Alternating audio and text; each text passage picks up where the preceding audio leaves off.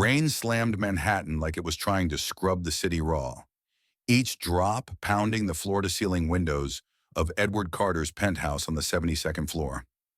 At 43, Edward was a self-made billionaire, the kind of guy who'd scrapped his way up from nothing to turn Carter Enterprises into a financial titan. From his balcony, New York stretched out below, neon lights buzzing through the downpour, a kingdom he owned without a title.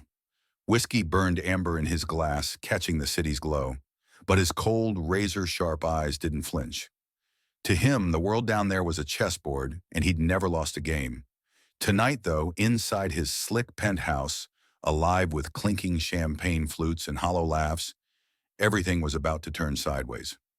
Marcus Whitman, his oldest friend and occasional rival, slid up to him at the bar during one of those glitzy parties where everyone's net worth had 8 zeros. Marcus's smirk could have sliced steel. "You think you got it all locked down, huh, Ed?" he said, voice low and mocking. "Prove it. Marry someone who'd never stepped foot in your world, curvy, broke, outside our elite circle, and live with her for 6 months. Win, and I'll drop 50 million bucks into your company. Lose, and that unbeatable streak of yours goes down in flames." Edward's laugh was quick, cocky. Another challenge? He'd smash it like always. Edward didn't know it yet, but his perfect pawn was out there, miles from his penthouse glow. In a rundown corner of the Bronx, Amara James sat in the cramped office of Rise Up, her nonprofit. At 36, she was a black woman with a full frame and a fire in her gut, surrounded by stacks of papers and photos of kids' gap-toothed grins tacked to the walls. She'd spent years scrapping for the forgotten, pouring her heart into every shred of hope she could scrape together. She had no idea a deal with Manhattan's king was about to crash land in her lap. Edward figured he'd snagged a piece he could move at will. He didn't see it coming. Amara wasn't just going to flip the board. She'd smash it to bits and tear down everything he thought he owned. The rain hadn't quit by morning, still slapping a gray veil over Manhattan, as Edward Carter sat in his corner office. Marcus's taunt from last night buzzing in his skull like a bad riff. 50 million bucks was a sweet bonus for Carter Enterprises, sure, but the real kick was the flex, proving to Marcus's smirking face that he could twist any damn thing into a win. He'd racked up victories like a card shark, and this was just another play. He pictured that punk choking on his own bet when he nailed it. Worth more than the cash pile. Leaning back in his leather chair, the skyline a soggy blur behind him, he jabbed the intercom.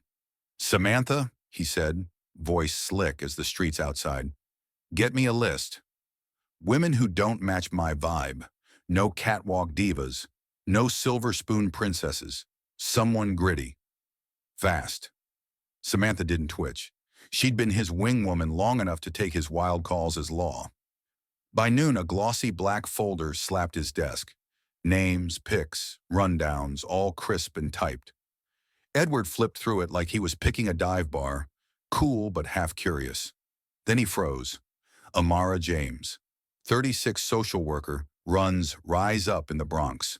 No fancy degrees, no fat inheritance. Just a woman who'd scratched out a rep lifting up people he'd never glanced at. Her photo hit him. Navy sweater, curls framing a face warm but hard as steel, like she'd dodged bullets and fired back tougher. Edward tapped it, grinning. Bingo, he thought. She's the opposite of my world. Marcus will eat this alive. He didn't sit on it. By the next day, he'd spun a cover story, a partnership between Carter Enterprises and Rise Up, and had Samantha set it up. Amara bit, her fine over the phone dripping with doubt, but cash was too tight to pass. Edward skipped the subway.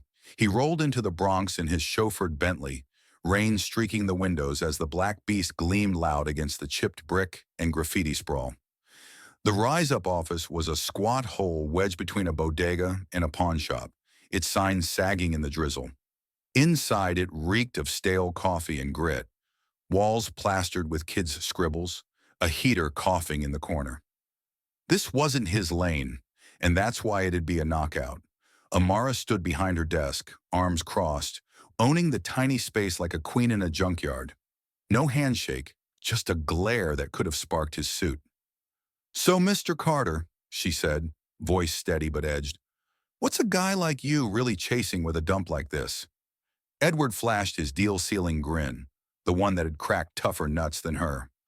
I'm digging your work, Miss James. Backing real causes is good biz. We could both cash in. She wasn't swallowing it. Her eyes narrowed, cutting his shine like a switchblade. Cut the bullshit, she said, blunt as a gut punch. You don't look like you give a damn about anyone but you. What's the angle? Edward didn't flinch. He leaned in, elbows on her cluttered desk, meeting her dead on. No spin then. Marry me for 6 months. Your nonprofit gets millions. No strings. I get a PR boost. We both walk. The room went silent, just the buzz of a flickering bulb overhead. Amara blinked, then let out a short, rough laugh like he'd pitched a bad scam. You're for real? You want me to play house for some rich prick's image? Edward shrugged, cool as ice. Call it whatever. You need dough. I saw those budget sheets. I've got it. 6 months, then we're ghosts. Amara's jaw tightened, her fingers grazing a photo on her desk. 3 kids with a "Thank you, Ms. Amara" sign, their grins wide but hollowed by hunger she'd watched up close last month when the pantry ran dry. She traced their faces, gut twisting. Millions could stop that. Stock shelves, fix leaks, give them a real shot. But this guy? He oozed trouble, all flash and no heart. She'd been burned by slick talkers before, but those kids' eyes outweighed her instincts. She stared him down, hunting for a lie in his polished front. But he just sat there, steady. After a silence that dragged heavy, she leaned forward, voice hard as nails. If I bite, I'm not your toy. I keep my life, my gig. Every cent hits the community, not your ego. Got it? Edward nodded, a flicker of something, amusement, maybe respect, crossing his face. Got it. They shook, her grip as fierce as his, locking in a deal humming with unseen sparks. 2 days later, they stood in a small downtown chapel, rain tapping the stained glass windows like it was sizing them up. Edward rocked a sharp Armani suit, every stitch pristine. Amara wore a plain white dress she'd grabbed off a clearance rack. No frills, no hype. The preacher droned, and she caught Edward's eye. Smug, like he'd just bagged a prize. She clenched her fists under the cheap bouquet, thinking, this is a deal, nothing more. He's not breaking me.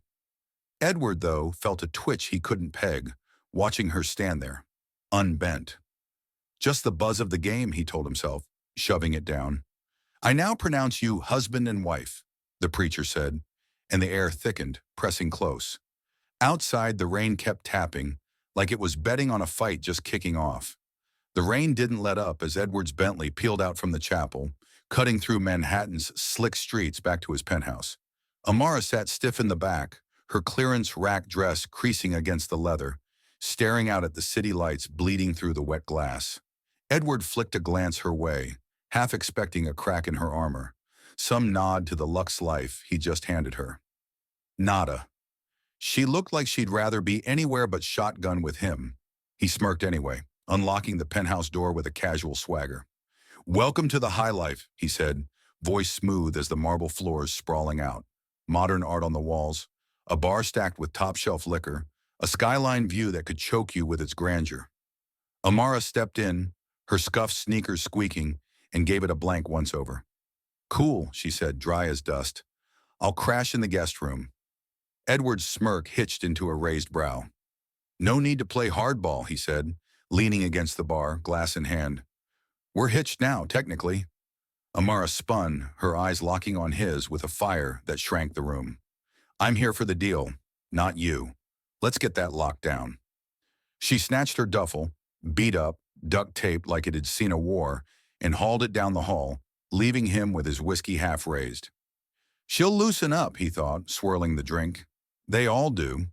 But as her door clicked shut, a thin thread of doubt snaked through his gut.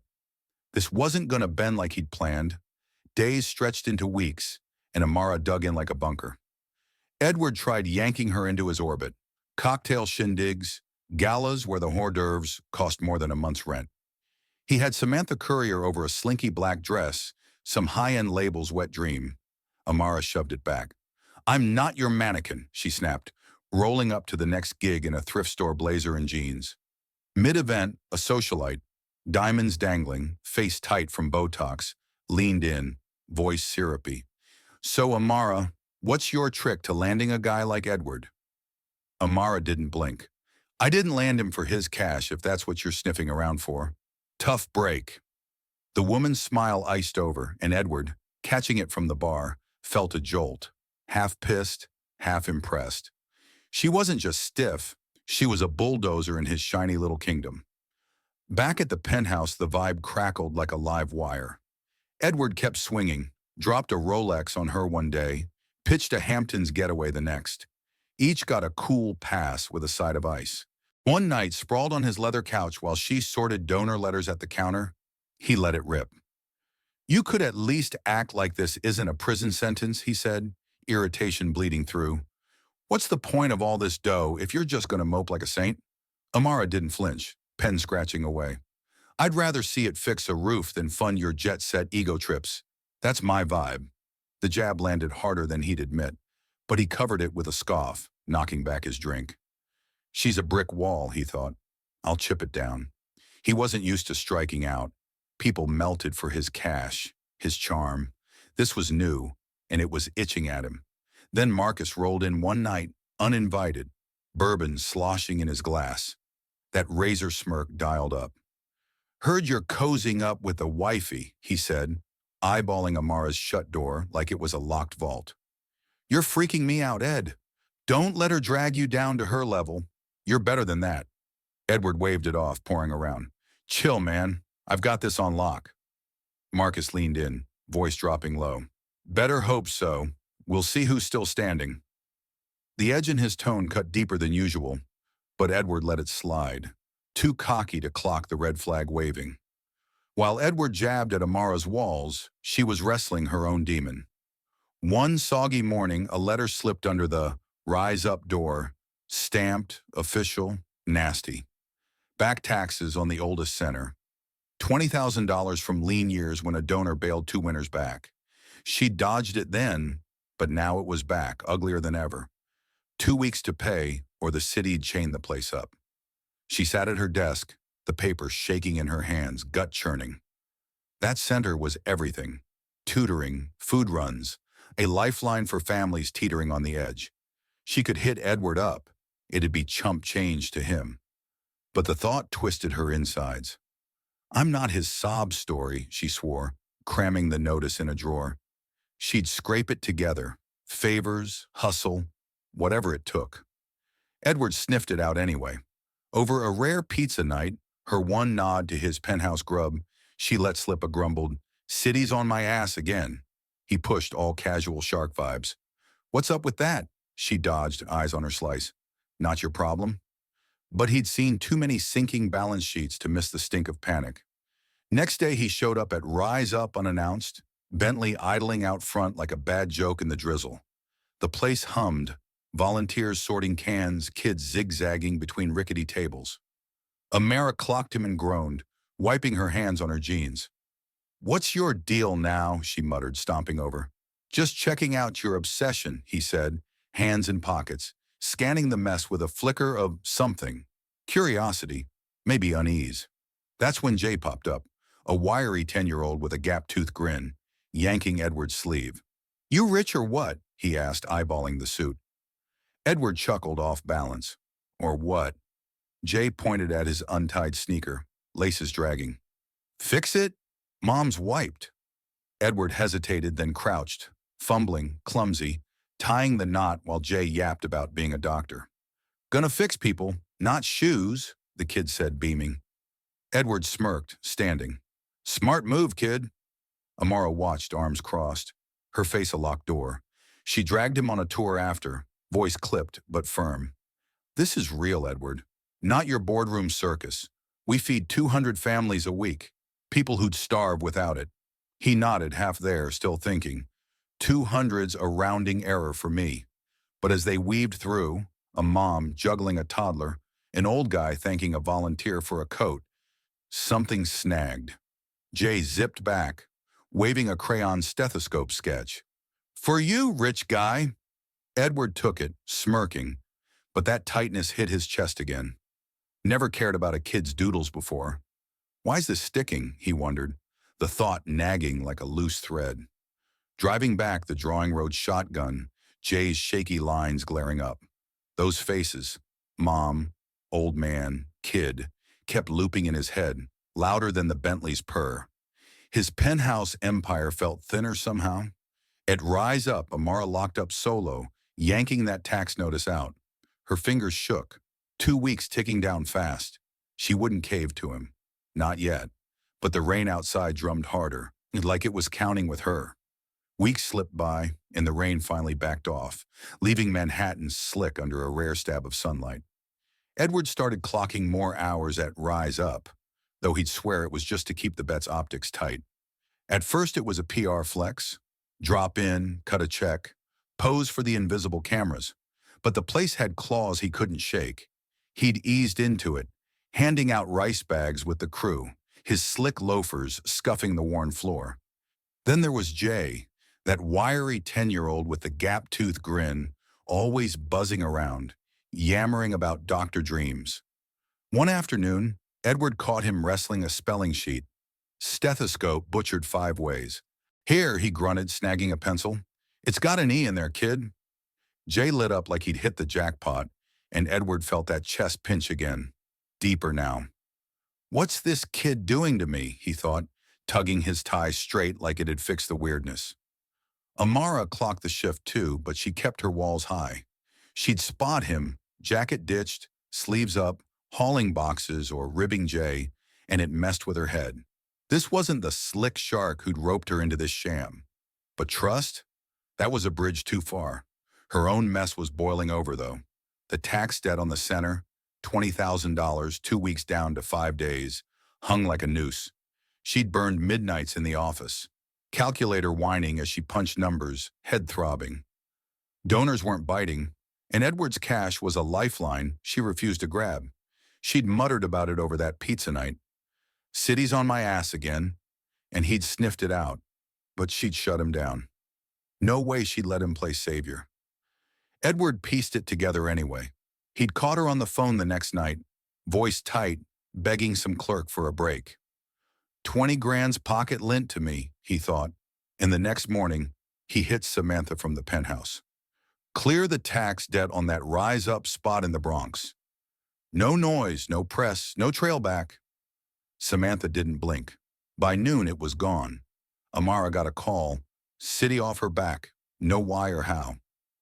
She stared at her phone, gut twisting. "Edward," she hissed under her breath. Anger simmering. She hadn't asked, hadn't wanted his fingerprints on her fight. He kept showing anyway, no fanfare. One day he lugged a crate of apples. Jay trailing like a shadow, jabbering about his mom's double shifts. "She's beat all the time," the kid said, kicking gravel. "Gonna fix that when I'm a doctor." Edward dropped the crate, a flicker crossing his face. "Good call, kid." Later he hung back as Amara locked up, sun sinking low. "Why do you grind this hard?" he asked, quieter than usual. "For this place?" She stopped, keys rattling.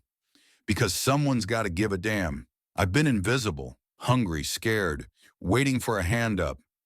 Can't just sit there when I can pull people out." Her words slammed him, not 'cause he argued, but 'cause he'd never even thought to ask. That night, penthouse dark, Edward sat by the window, Jay's stethoscope sketch creased in his hand. His world, cash, clout, wins, felt like smoke. Amara's fire, her reason, was clawing at him, and he didn't know how to wrestle it down. His phone buzzed. "Marcus. Lunch tomorrow. Gotta talk." Edward ignored it, too tangled in his head. Next day, Marcus waited at a midtown joint, dark wood, steak sizzling, his smirk tighter than usual. He stabbed his ribeye harder, like he was carving Edward's old self back out. "You're acing this bet, Ed," he said, slicing away. 6 months almost up, 50 mil's yours. But don't go soft on me." Edward frowned, sipping water. "What's your problem, Marcus? You're edgy as hell." Marcus leaned in, eyes glinting. "You're slipping, man. I've known you forever. You don't slum it with the help. Stay where you belong." Edward's stomach knotted. I'm not slipping. I'm winning. Marcus's laugh was low, mean. We'll see. Edward walked out, unease chewing at him. Was Marcus right, or just pissed he was losing grip? The hammer dropped fast. 2 nights later, Edward was at Rise Up, hunched over fractions with Jay, when Amara's phone lit up. She glanced, then went rigid, face draining. What's up? Edward asked, pencil hovering. She didn't speak, just thrust the phone at him. A gossip site blared, grainy shots of him at the center, stacking boxes, tying Jay's laces, under a headline screaming, "Billionaire fakes charity stint to win bet." A quote followed, "Edward Carter's playing poor for $50 million, sources say." Amara's eyes drilled into him, voice low and trembling. What is this? Edward's gut sank like a stone. I don't, he started, but it tasted like a lie. Marcus. That lunch, that edge, it clicked. Before he could get it out, Amara scrolled, landing on a leaked text from Marcus to some hack. Edward needs a lesson in staying in his lane. She looked up, rage and hurt crashing together. You paid off my debt, didn't you? She said, voice rising. And this bet, it's all true? Edward stood, hands up like he could stop the fallout. Amara, wait! No, she snapped, cutting him dead. You dragged me into this for a game? Used me, these people. For what? Cash? Your damn ego? She snatched her bag, storming to her office. Edward chased, pulse pounding. Yeah, it started that way, he said, voice cracking as he grabbed her arm. But it's not. She yanked free, spinning in the doorway, shadows slicing her face under the dim bulb. You don't get it, she said, quieter now, lethal. I thought you were starting to care. Was it real, Edward? Any of it? Or just more of your slick-ass lies? He sank, one knee, then both, the weight of her stare pinning him to the scuffed floor. It's real now, he said, raw, desperate. Yeah, it was a bet. Marcus, 6 months, 50 million? A dumbass dare. I was a prick, but you changed me. Jay, this place. You. I don't give a shit about the money anymore. I just needed you to know. Amara stared, tears welling, but held back, her jaw tight. Needed me to know? She spat. You turned my life into a circus, made me a fool, and now your buddy's got it plastered everywhere. Billionaire fakes it. How do I trust you after that? Edward's mouth opened. No words, just air. She was right.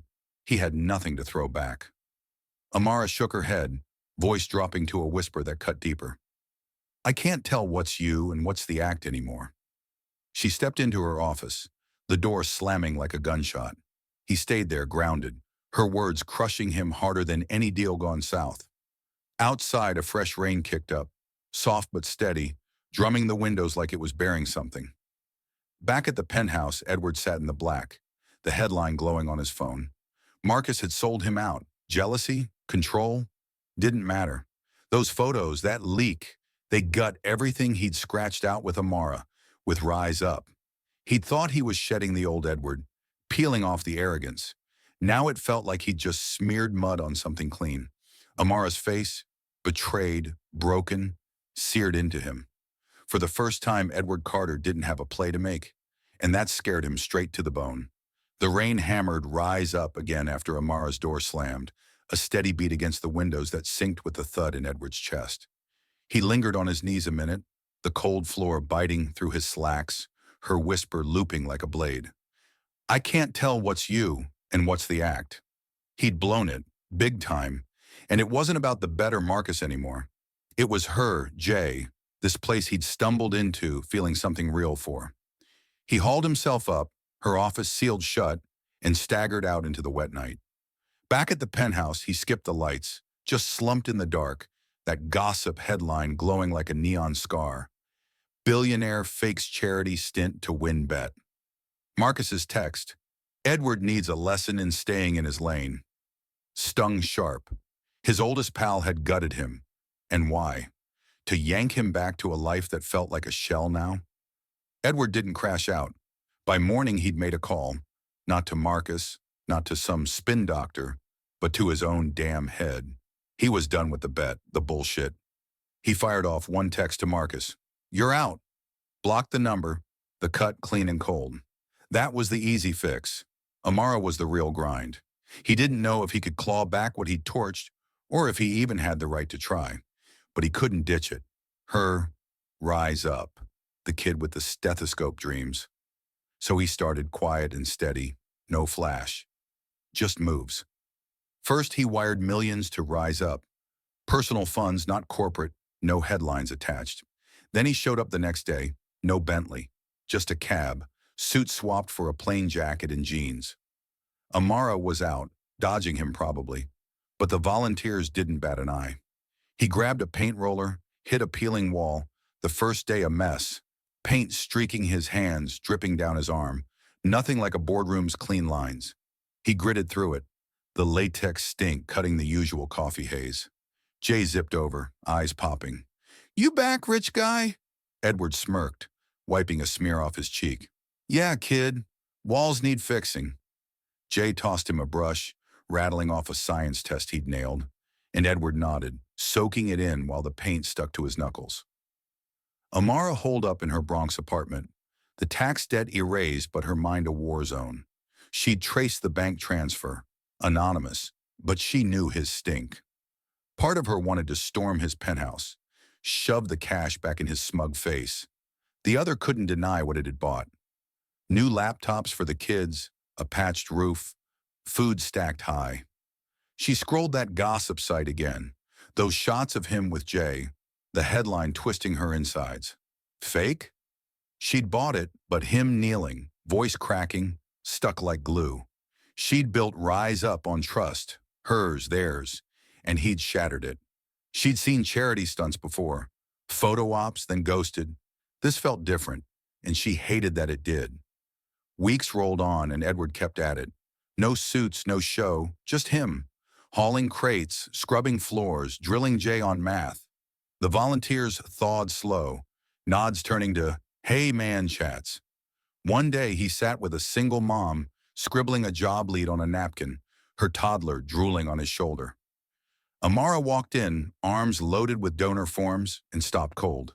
He looked up, met her stare, didn't flinch, just handed the kid off and went back to stacking cans. She stayed quiet, but that crack in her wall widened, letting something slip through. The dam broke at the new center's opening, a second Rise Up, funded by Edward's silent cash. It shone, fresh paint, new desks, a playground out back where kids hollered, Jay leading the charge. Amara worked the crowd at the entrance, her smile real but worn. Edward hung back, hands jammed in pockets, watching her move with that fire he'd come to. Hell, maybe love. Jay bolted over, grinning wide. "Hey, rich guy, aced my math test. Doctor's locked in now. Thanks for the fraction deal." Edward's throat caught and he mussed the kid's hair.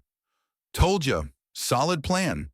Amara caught it, her chest doing that soft thing she didn't trust. She walked over, slow, deliberate. "You've been at it," she said, voice even but eyes digging. Edward nodded, pulling a folded note from his pocket.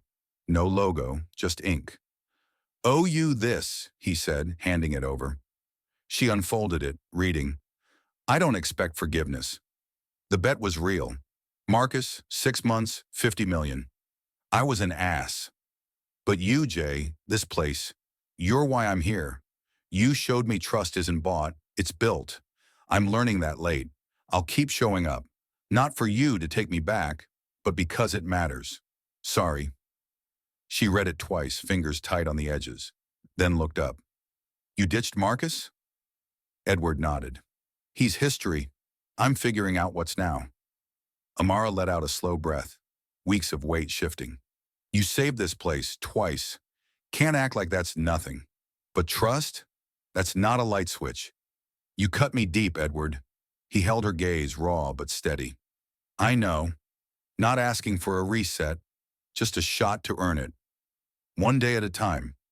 She didn't bite right off, just watched Jay and the kids tear around, chaos and hope in one messy pile. Finally, she tucked the note away, a ghost of a smile tugging her lips. Not full, but there. "Prove it with more than ink," she said. "That wall's peeling again. Hop to it." Edward chuckled, rough and real. Yes, boss. He grabbed a roller and she let him roll. Months later, they stood at another Rise Up gig, a food drive, small but theirs. Edward in a paint-flecked hoodie, Amara in jeans passing out bags like a team. No buzz, no bet, just them and the hum of a community they'd both bled for. Jay ran up, toy stethoscope swinging, grinning. Told you I'd get here, Edward laughed, clapping his shoulder. As the sun dipped, he turned to Amara. Thanks, he said low. For what? She shot back, brow up. For letting me start over. Be a guy I can stand to see in the mirror. Amara's eyes warmed, the last guard dropping. Don't blow it, Edward. Short leash. He grinned, unguarded. No chance. They didn't need more words. The rain was long gone, and the air felt fresh, alive. They weren't flawless, far from it, but they were building something real, brick by brick. The sun sank low over the Bronx, the sky glowing clear with streaks of orange and pink. No trace of the storms that had soaked their start. Edward and Amara stood outside the Rise Up Center, watching kids tear around the new playground, their shouts bouncing off walls Edward had painted himself. He tugged at his stained hoodie, once a pricey label, now a testament to months of sweat and spilled cans. Amara leaned on the fence in her faded Rise Up tee and jeans, arms crossed but easy, her guard finally down. They weren't the stiff strangers from that rainy chapel, one cocky as hell, the other a fortress. The air hummed light between them, a rhythm carved out of hard-won days. Jay bolted over, a plastic stethoscope swinging wild around his neck, his gap-toothed grin lighting the dusk. Check it, rich guy. Practicing for med school already. He pressed the toy to Edward's chest, squinting like a pro, then swung it to Amara. You're good too, Ms. A, he chirped, giggling. Edward laughed, a rough, real sound he was still getting used to, and ruffled the kid's hair. Heart's ticking, Doc. Keep it up. Amara smirked, shaking her head as Jay saluted and dashed back to the slide. Edward caught her eye, voice dropping. Thanks, he said, simple but heavy. For what? She tossed back, brow arched. For giving me a shot to start over, he said steady. To be a guy I don't hate in the mirror. Amara's gaze softened, warm and unguarded at last. Don't blow it, Edward. Short leash. He grinned wide and free. Not a chance. They stood there, the city buzzing, kids hollering, Jay's stethoscope a goofy thread tying them. It wasn't perfect, but it was theirs. Something money couldn't touch.